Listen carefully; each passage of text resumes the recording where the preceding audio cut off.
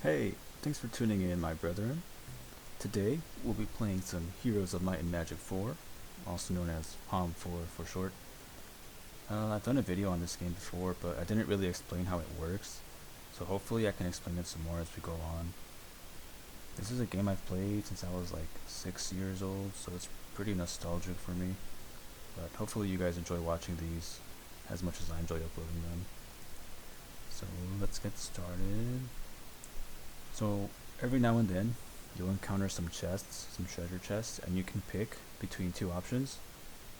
Um, and the options are you either get to keep all the gold that's inside of them, or you can donate the gold to your army and get experience for it instead.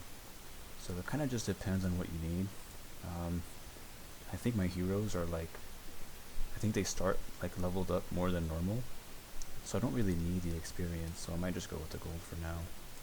Because I think this one's, yeah, level 14 and level 15. So they're already pretty strong heroes actually. And it looks like they've got some gear already as well. So they can probably kill these armies by themselves, if I'm being honest. So in order for me to not lose my troops, I'm going to station the ones I have on me in here. I'm going to, oh yeah, so this is where you can buy like upgrades for your city. And each city is different, like you'll see as I capture more cities. But basically, if I buy this city hall here, it's only for this city. Like it won't be applied to the other ones in my map as well. It's only this one. So let's go ahead and honestly, I might need wood before anything else. So I'm gonna go for this sawmill here. I don't know if I want to fight tigers just yet. I might be able to do it, but we'll see. Because tigers are pretty strong. There's also different tiers of units. For example, the ones I just put back in my castle, they are known as tier 1 units. They are like the basic units of the game. I mean basic as in like, they're like what everyone starts off with pretty much. But each faction has its own set of units exclusive just to that faction. And these belong to the Might faction. And it tells you which faction they are by looking at the back of their portrait here. You see how there's like a red circle? That indicates that they belong to the Might faction. And heroes belong to factions as well. See, this one's a Might hero. This one, it's blue. That's because it's an Order unit. So this belongs to the faction of Order. They're usually like really good spellcasters, but they have a couple of good melee units too. These ones are really good tanks, and these are tier 2, I believe. Yeah, tier 2. So they're a little bit stronger than the tier 1s. And each unit, at least by the tiers up, is stronger than the previous one. So these are stronger than tier 1, and then there's tier 3, which is stronger than tier 2, and then there's a maximum at tier 4, which are like the strongest units in the game, and they're stronger than all the tiers below it. But if heroes don't really belong to a tier, because they can, one, be really weak and die to like just a couple of these guys, or they can be insanely strong and kill like dozens of tier 4 units all by themselves without an army. So it really just depends on the level and gear of your hero, and also like what types of spells they can cast and such. So heroes really can become one-man armies like later in the game. They're really powerful. I'm gonna try to get these crystals here, and I can explain a little bit of the combat here actually. So these guys are crossbowmen, and these guys are peasants. They're both tier 1 units that belong to the Life faction. So Life is like, it's basically like the human faction. Like it's all human units, I believe. I mean, they have angels, which I guess kind of don't count, but they are really focused around, excuse me, around holy magic. So they're like, they heal a lot, They have a lot of defensive spells, and they're also really good against the undead. So that's pretty much what Life is. I mean, it's overall a pretty strong faction, I think. And these crossbowmen can do a lot of damage if you just let them shoot you guys, so I had to kill them first. Peasants really aren't that much of a deal. Yeah, as you can see, my army's just ripping through them. I only had one casualty. It's pretty good. Alright, then I'll take this mine. And I'll go for these gems. Oh yeah, and then each mine that you take gives you one of a specific resource every time you end the turn. So for example, this will give you 1 crystal every day, and this, the sawmill, will give you 2 wood every day. And they're all like that, with some exceptions. There's some that give it to you weekly, on a weekly basis, not every day. And in order to make a new turn, all you gotta do is just press this hourglass here. But before you do that, you wanna like make sure you moved all your heroes and you spent whatever you could at your towns, because you can only buy 1 upgrade in your towns per day. And if it's green, it means you can purchase it, and if it's red, it means you can't, either because you don't have resources or because you don't have the buildings yet to make that one, because there's some buildings that like have prerequisites and such as like the Cyclops Cave. In order for me to get this, I need wrestling pits and also nomad tents or a harpy beak. So I would need this and one of these 2. Just one of these 2 though, not both. Let's see. Honestly, let's start recruiting some centaurs, because centaurs are good.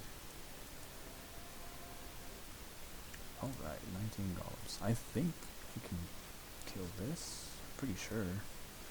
And my hero seems pretty strong. Should be no problem.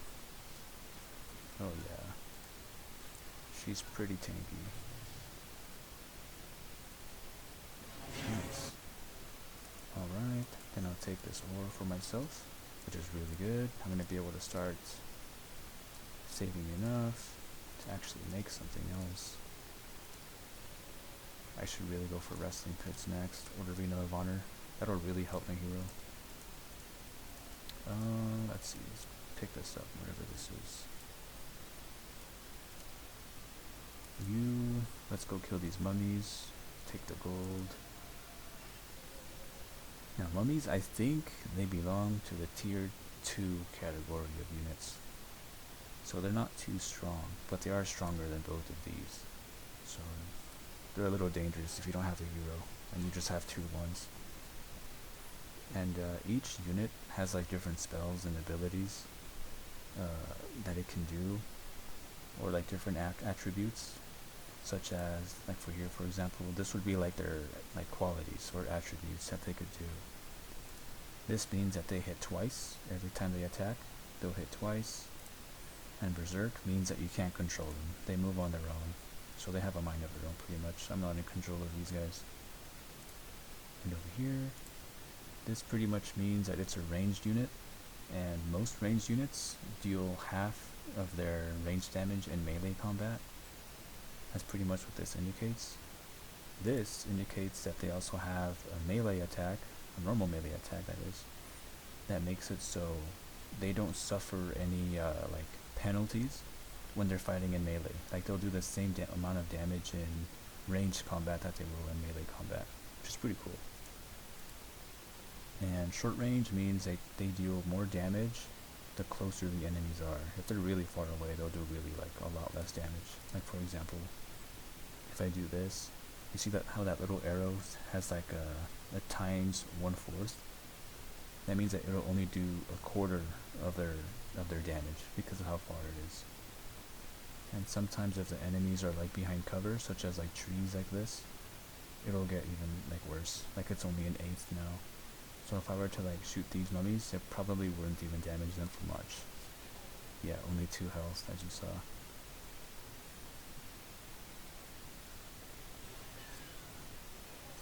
yeah, I forgot to explain the mummies. So mummies are undead, which means that they're immune to certain spells, like fear. Like you can't like strike fear into an enemy that's already dead, right? They also have no morale, which means not affected by anything that affects morale. And morale is what decides if your troops go before the enemy or after. Which is kind of like it's kind of like good and bad, honestly, that they have no morale. And curse makes it so that every time they hit somebody or any enemy, they will also curse them, which I think reduces their defense by 25% or something. Let me see. Oh no, okay. It just causes them to do minimum damage in combat. And that's pretty bad, honestly. For something like Berserkers, it doesn't do much, because they don't do much damage anyway. Like this is the damage here. This is their attack, but this is their damage. Basically, their attack times their damage is what's going to indicate like how much they'll actually hit for. And also you have to take into account the enemy's defense, of course. But when they curse you, you see how it says 38 to 57 damage? Well, if he was to be cursed, he would only do 38 damage. It wouldn't go up to 57. And it really does hurt you a lot. Especially against, especially on your higher tier units.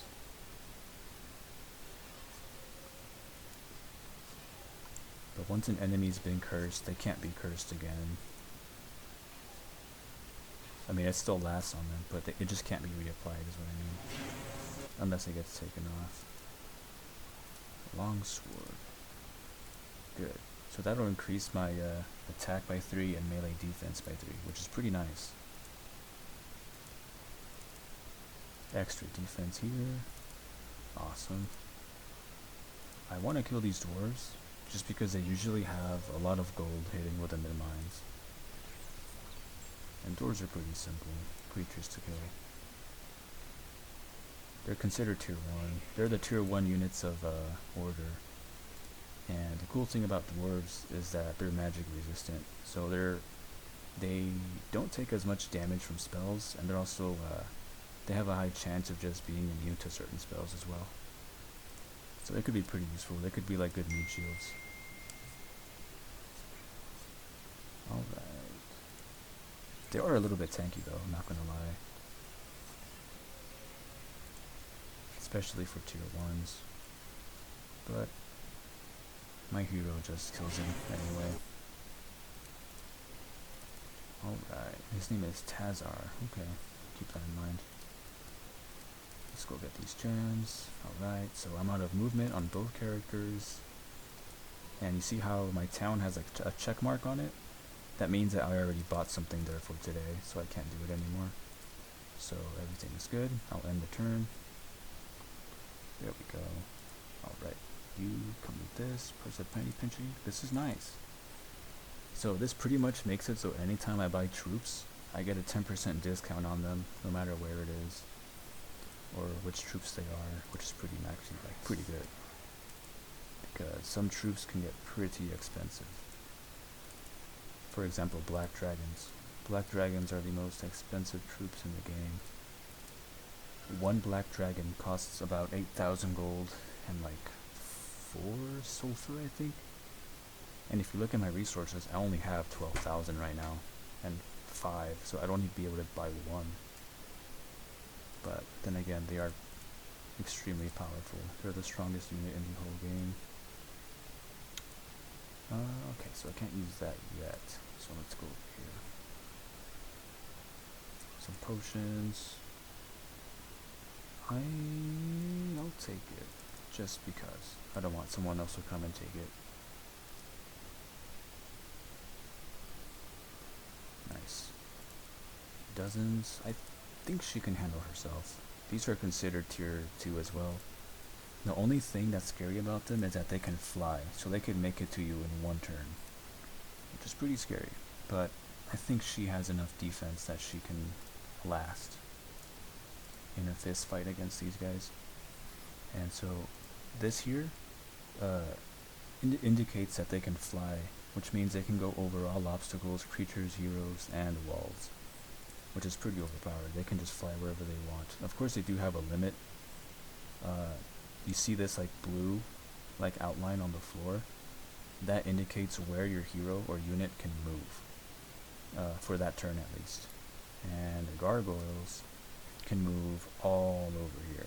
So they really can reach my hero right now if they wanted to, but luckily, I think I have more morale. Yeah, she has 1 morale, and they have, 1 as well. I guess I just got lucky then, because I'm going first. They're also elemental, which means that certain spells don't work on them as well, such as like fear or poison. And gargoyles, since they're made of stone, that increases their defense by 25%, which is pretty nice. That only did 3. Okay. Oh, her melee attack is a lot stronger than her ranged attack. Oh yeah, it is. Look at that. 40 against 25. She only killed 3 with her arrow, but with her kick she killed like 8. Alright. Honestly, let's try to level you up a little bit, so we'll just get experience. Okay. Now this is like a griffin, it's not a dwelling. I guess it's just a nest. But basically they have, I think it's artifacts sometimes. They also have gold if you kill them. But griffins are extremely hard to kill right now, because they're considered a tier 3 unit, and there's a lot of them. So they'll probably eat my hero up like nothing. So since I don't want to try that, I just won't do it until I'm stronger, or until I have an army ready. Alright, let's see. Let me see, what can I buy actually? Let me buy this. An arsenal makes it so it's basically like a blacksmith. You come in here, you can buy any potions that they sell here. You can buy yourself some armor, shields, or a sword. Honestly, the axe is pretty good because it increases your attack by 8, but it also decreases your speed by 1, which is not that great. I like this just because it increases the attack by 13. Of course, you can't use a shield with it because it's 2-hander, and this is 1-hander. That's the thing about it. But I still prefer this over that. And the armor will just help regardless, because really any amount of armor you can get will make a big difference. And this also just gives armor as well. So I should come back and buy a leather chest plate, chest piece, and a longsword. It'll help me a ton.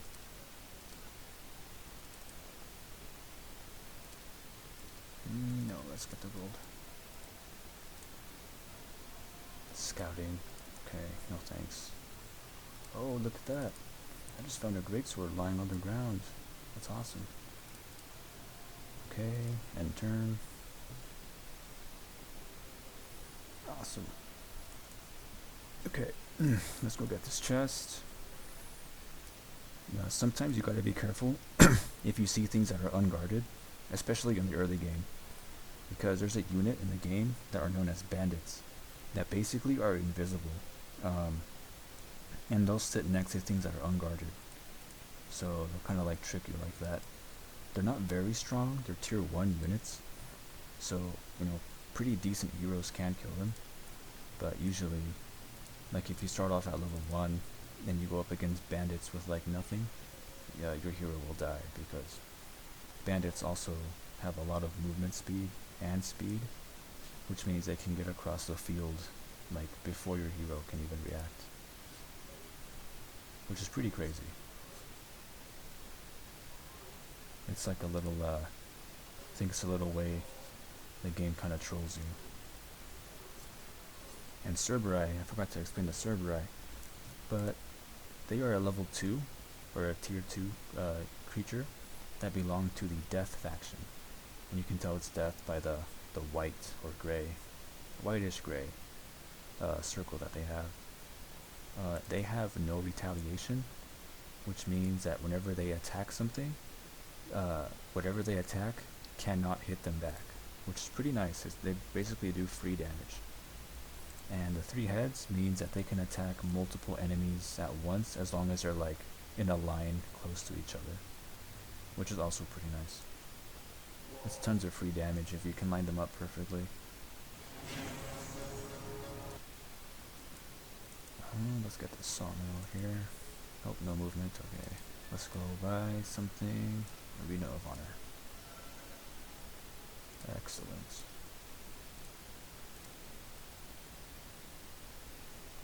Okay. Let's go back, get our buffs. There we go, buffs. And let's buy you a leather chestplate and a sword. Alright, and let's buy a longhouse just for the extra troops. I kind of don't want to bring them with me, just because I don't want them to die, since she's doing pretty great by herself. But who knows, maybe there'll be something like pretty powerful down here I'll need them for. Alright, take that.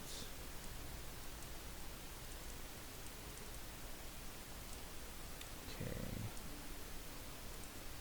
Oh yeah, this is an imp pit, so this gives you sulfur, but instead of it being every day, it's one of those that does it every week, like I said before, how there's some that give it to you every week, not every day. Yeah, well this is one of them. They're not that great. You'd still prefer a sulfur mine rather than a sulfur pit, but I mean, you can just take whatever you can get, you know. And I think we're at about 20 minutes for the video, maybe a little bit more. So I'll just cut it off right here for now. I don't want it to get too long. I'll just upload it in parts most likely. So yeah, this is HOM 4. Just let me know what you guys think about it. It is an old game with like kind of outdated graphics, but hey, that doesn't stop it from being fun, right? But yeah, just let me know what you guys think of it, if you guys think anything of it, and I'll see you guys later. Peace.